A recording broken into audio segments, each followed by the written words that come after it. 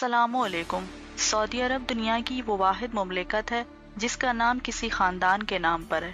آج کی ویڈیو میں آپ جانیں گے کیا آل سعود حقیقت میں عربی نسل ہے اور کیا ان کے آباء و اجداد مسلمان تھے یا ان کا تعلق کسی دوسرے مذہب سے تھا۔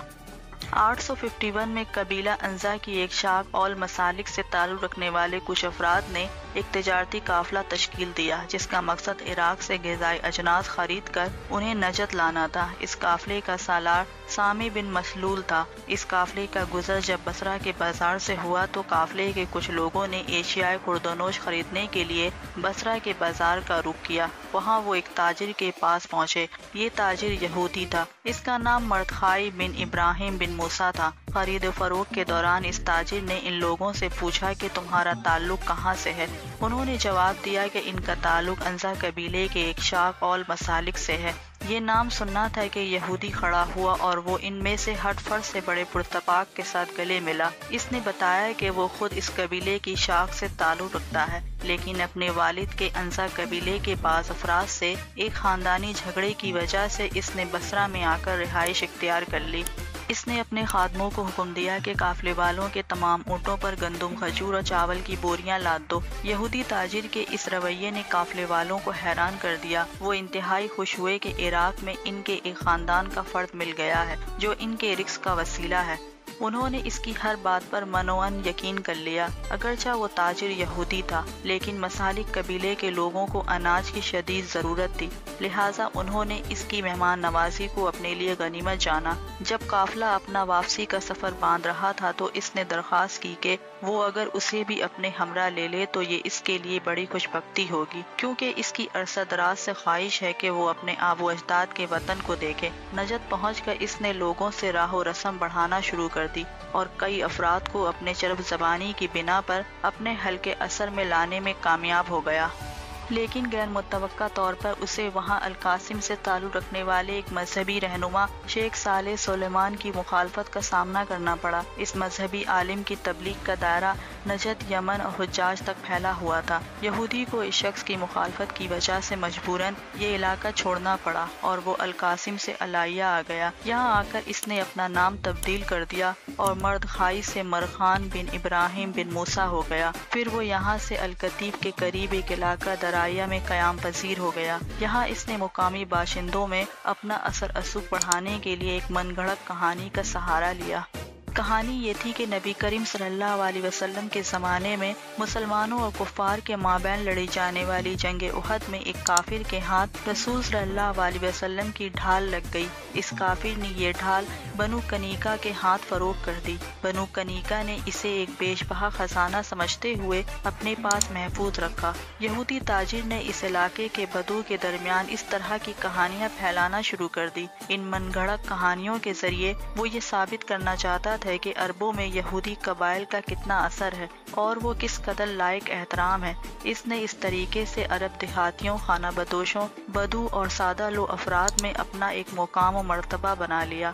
آخر اس نے ارادہ کر لیا کہ وہ مستقل طور پر الکتیب کے قریب درائیہ قصبے میں قیام کرے گا اور اسے اپنی سرگرمیوں کا مرکز بنائے گا۔ اس کے خیال میں یہ علاقہ عرب میں بڑی یہودی سلطنت کے قیام کے لیے راہ ہموار کرے گا۔ اپنے ان مقاصد کی تکمیل کے لیے اس نے عرب کے صحرائی بدو سے روابط شروع کر دی۔ اس نے اپنے آپ کو ان لوگوں کا ملک یعنی بادشاہ کہلوانا شروع کر دیا۔ اس موقع پر دو قبائل، قبیلہ اجمان اور قبیلہ بنو خالد، اس یہودی کی اصلیت کو جان گئے اور فیصلہ کیا کہ اس فتنے کو یہیں ختم کر دیا جائے۔ دونوں قبائل نے باہم اس کے مرکز درائیہ پر حملہ کر دیا اور اس قصبے کی اینٹ سے اینٹ بجا دی۔ جیسا کہ مردخائی جان بچا کر بھاگ نکلنے میں کامیاب ہو گیا اور الارد کے نزدیک المالی بیت گاشبہ کے نام سے ایک فارم میں پناہ لی۔ یہی الارد آج ریاض کے نام سے جانا جاتا ہے جو سعودی عرب کا دارالخلافہ ہے۔ مردخائی نے اس فارم کے مالک جو بہت بڑا زمیندار تھا سے درخواست کی کہ وہ اسے پناہ دے۔ فارم کا مالک اتنا مہمان نواز تھا کہ اس نے مردخائی کی درخواست قبول کر لی اور اسے اپنے یہاں پناہ دے دی، لیکن مردخائی کو اپنے میزبان کے پاس ٹھہرے ہوئے 1 ماہ ہی گزرا تھا کہ اس نے اپنے محسن اور اس کے اہل خانہ کو قتل کر دیا اور بہانہ یہ کیا کہ ان تمام کو چوروں کے ایک گروہ نے قتل کیا ہے۔ اس کے ساتھ اس نے یہ بھی دعویٰ کیا کہ اس افسوسناک واقعے سے قبل اس نے اس زمیندار سے اس کی تمام جائیداد خرید لی تھی، لہٰذا اب اس کا حق بنتا ہے کہ اب وہ یہاں ایک بڑے زمیندار کی حیثیت سے رہے۔ مردخائی نے اس جگہ پر قبضہ جما لینے کے بعد اس کا نام تبدیل کر کے اپنے پرانے کھوئے ہوئے علاقے کے نام پر اول درائیہ رکھا اور اس غصب شدہ زمین پر فوراً ہی ایک بہت بڑا مہمان خانہ تعمیر کروایا جس کا نام اس نے مضافہ رکھا۔ یہاں رہتے ہوئے اس نے آہستہ آہستہ اپنے مریدین کا ایک حلقہ بنا لیا، جنہوں نے لوگوں کے درمیان یہ غلط طور پر مشہور کرنا شروع کر دیا کہ مردخائی ایک مشہور عرب شیخ ہے۔ کچھ عرصے بعد اس نے اپنے اصل دشمن شیخ صالح سلیمان کو ایک منصوبے کے تحت قتل کروا دیا۔ اس اقدام کے بعد وہ ہر طرف سے مطمئن ہو گیا اور درائیہ کو اپنا مستقل ٹھکانہ بنا لیا۔ درائیہ میں اس نے کئی شادیاں کی جس کے نتیجے میں وہ درجنوں بچوں کا باپ بنا۔ اس نے اپنے تمام بیٹے بیٹیوں کے نام خالص عرب ناموں پر رکھے۔ یہودی مردخائی کی یہ اولاد ایک بڑے عرب خاندان کی شکل اختیار کر گئی۔ اس خاندان کے لوگوں نے مردخائی کے نقش قدم پر چلتے ہوئے غیر قانونی طریقوں سے لوگوں کی زمینیں ہتھیانا شروع کر دی اور ان کے فارموں پر قبضہ کرنا شروع کر دیا۔ اب یہ اس قدر طاقتور ہو گئے کہ جو کوئی بھی ان کی شر انگیزیوں کے خلاف آواز اٹھاتا اسے قتل کروا دیتے۔ یہ اپنے مخالف کو زیر کرنے کے لیے ہر حربہ استعمال کرتے۔ اپنے اثر اسوق کو مزید بڑھانے کے لیے انہوں نے رابعہ انزا اور مسالک جیسے مشہور عرب قبائل کو اپنی بیٹیاں دیں۔ مردخائی کی لاتعداد بیٹوں میں سے ایک بیٹے کا نام المکارن تھا۔ المکارن کے یہاں پہلا بیٹا پیدا ہوا جس کا نام محمد رکھا گیا تھا۔ محمد کے بعد المکارن کے یہاں اس کے دوسرے بیٹے نے جنم لیا جس کا نام سعود رکھا گیا۔ یہودی مردخائی کے اسی بیٹے کی نسل بعد میں اول سعود کہلائی۔ سعود کی اولاد نے اس کے بعد عرب قبائل کے چیدہ افراد کو قتل کرنا شروع کر دیا۔ ان پر یہ الزام لگایا کہ یہ لوگ قرآنی تعلیمات سے روگردہ ہو گئے ہیں، لہٰذا اسلامی قوانین کے تحت یہ مرتد ہیں اور مرتد کی سزا موت ہے۔ سعودی خاندان یا اول سعود کے اپنے درباریوں کے مطابق اور سعودیوں کے نزدیک اس وقت کے نجد کے تمام لوگ گستاخان اسلام تھے، لہٰذا ان سب کو قتل کر دینا چاہیے۔ ان کی جائیدادوں کو ضبط کر لینا اور ان کی عورتوں کو لونڈیاں بنا لینا جائز ہے۔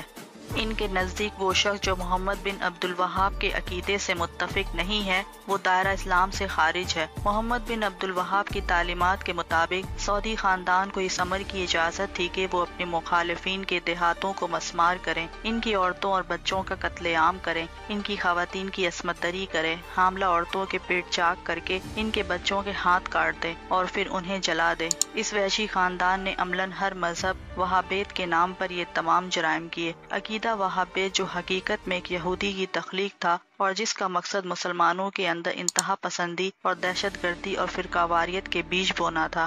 اس کے پیروکاروں نے 1163 ہجری سے آج تک قتل و غارت کا ایک بازار گرم کیا ہوا ہے۔ اول سعود کا اسلامی تاریخ کے ساتھ ایک اور ظلم یہ ہے کہ اس نے حجاج کا نام بھی تبدیل کر کے اپنے خاندانی نام پر سعودی عرب رکھ دیا، گویا یہ تمام خطہ ان کی ذاتی ملکیت ہے اور اس کے باشندے ان کے ذاتی غلام ہیں۔ یہ اپنے آقاؤں کی خوشنودی کے لیے شب روز ایک کیے ہوئے ہیں۔ سعودی خاندان اس ملک کے تمام قدرتی وسائل کو اپنی ذاتی جائیداد سمجھتے ہیں۔ اگر کوئی عام شخص اس خاندان کے کسی فرد کے خلاف آواز اٹھائے تو سرعام اس کا سر قلم کر دیا جاتا ہے۔ ایک دفعہ ایک سعودی شہزادی نے اپنے مصاحبوں کے ساتھ امریکہ کا دورہ کیا، جہاں فلوریڈا کے ایک ہوٹل میں اس نے 90 کمرے بک کرائے جس کا ایک رات کا کرایہ $1 ملین تھا۔ کیا کوئی سعودی شہری دولت کے اس اسراف پر زبان سے ایک لفظ بھی کہہ سکتا ہے؟ اگر کہے گا تو اس کا انجام بھی ہر کوئی جانتا ہے، یعنی کسی چوراہے پر سب کے سامنے جلاد کے ہاتھوں اس کے سر کی تن سے جدائی۔ اول سعود کی یہودی نسل ہونے کے گواہان 1960 میں مصر کے دارالحکومت قاہرہ کے ریڈیو اسٹیشن سعود العرب اور یمن کے دارالحکومت صنعاء کے ریڈیو اسٹیشن نے اس بات کی تصدیق کی کہ اول سعود کے آب و اجداد یہودی تھے۔ سعودی بادشاہ شاہ فیصل نے 17 ستمبر 1969 کو واشنگٹن پوسٹ کو دیے گئے ایک انٹرویو میں تسلیم کیا کہ اس کے آب و اجداد یہودی تھے۔ اول سعود کے ایک قانونی مشیر حافظ بائی نے جزیرہ عرب کے نام سے اپنی ایک کتاب میں لکھا ہے کہ کہ شاہ عبدالعزیز سعود، جس کا انتقال 1953 میں ہوا تھا، ایک دفعہ ایک واقعہ سنایا اور کہا کہ ہمارے تمام مخالف قبیلوں کے لیے اس واقعے میں ایک عبرت کا سامان ہے۔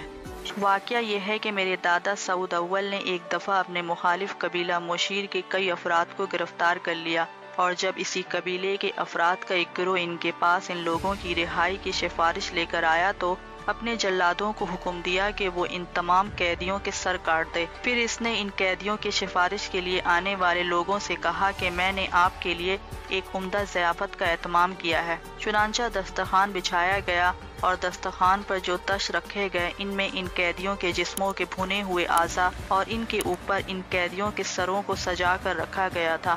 سعود اول نے سفارش کے لیے آنے والے ان قبائلیوں کو کہا کہ کھانا تناول فرمائیے۔ قبائلیوں نے اپنے بھائیوں کا گوشت کھانے سے انکار کر دیا تو انہیں بھی موت کے گھاٹ اتار دیا گیا۔ یہ اور اس طرح کے کئی مظالم ہیں جو آل سعود ان لوگوں کے ساتھ کیے ہیں جنہوں نے ان کی ناجائز حکمرانی کے خلاف ذرا بھی آواز اٹھائی۔ حافظ وائی نے اس طرح کا ایک اور واقعہ سنایا جب اسی قبیلے کے سردار فیصل درویش کو گرفتار کیا گیا۔ قبیلے کے سرکردہ شیوخ اپنے سردار کی رہائی کی سفارش لے کر سعود اول کے پاس آئے۔ بادشاہ نے ان شیوخ کو انہی کی طرح پہلے آنے والے سفارشیوں کے گروہ کی داستان عبرت سنائی اور ان سے کہا کہ تمہارے ساتھ بھی یہی سلوک ہو سکتا ہے۔ بادشاہ نے فیصل درویش کو ان کی سفارش کے باوجود قتل کر دیا، اور جب یہ لوگ نماز کی ادائیگی کی تیاری کرنے لگے تو انہیں وضو کے لیے فیصل درویش کا خون پیش کیا گیا۔ فیصل درویش کا جرم یہ تھا کہ اس نے عبدالعزیز سعود کے انگریزوں کے ساتھ اس معاہدے پر تنقید کی تھی جس کے تحت فلسطین کو یہودیوں کے سپرد کر دیا گیا تھا۔ سعود اول نے اس معاہدے کی دستاویزات پر دستخط 1922 میں الاجر میں ہونے والی ایک کانفرنس میں کیے تھے۔ یہ وہ تمام تصدیق شدہ حقائق ہیں جو صفحہ تاریخ پر محفوظ ہیں۔ آل سعود نے وہابیت کی چھتری تلے جن جرائم کا ارتکاب کیا ہے وہ دل ہلا دینے والے ہیں۔ سعود اول لاکھ اپنی اصلیت کو چھپائیں، لیکن ان کی یہ جرائم ان کے چہرے سے نقاب اتارنے کے لیے کافی ہیں۔